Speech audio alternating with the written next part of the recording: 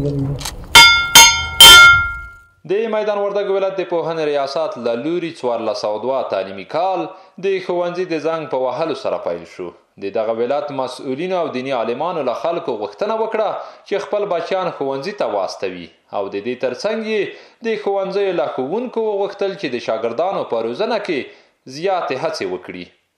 موږ او تاسې خصوصا استادان یو شاګرد ته کله چې موږ تاسې تعلیم کوو د تربیې طرف ته باید ډېره توجه وکړو، خصوصا هغه تربیه باید موږ تاسې ورکړو چې موږ تاسې تخلیط بین الوسایط والغایات ونه کړو چې واسطه او غایه راته معلومه نه وي.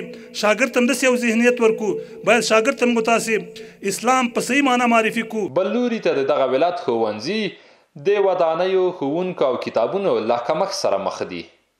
ښوونکي له اسلامي امارت نه غواړي چې ورته زیاته پاملرنه وکړي. کې خو مشکلات عموما دغه مشکلات دي چې قرطاسي او باب او دا پکې د کتابونو کمبود ده، پکې کتابونه ټولو شاګردانو ته په منظم ډول باندې ټولو ته نه رسیږي.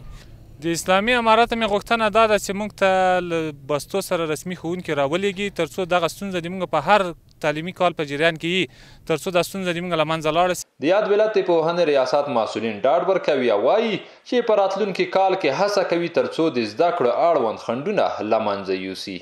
سیمو ته چې هغه بیخي محرومه پاتې دي هغو ته ځو، بیا به انشاءالله الرحمن د پوهنې وزارت چې کومه انکشافي او عادي بودیجه مشترکوي په واک کې پر ځای به مصرف وو، له دغو څخه به پوره ګټه اخلو چې خلکو ته د تعلیم زمینه برابره کړو، د خلکو بچیانو ته د تعلیمي چاپیریال برابر کړو.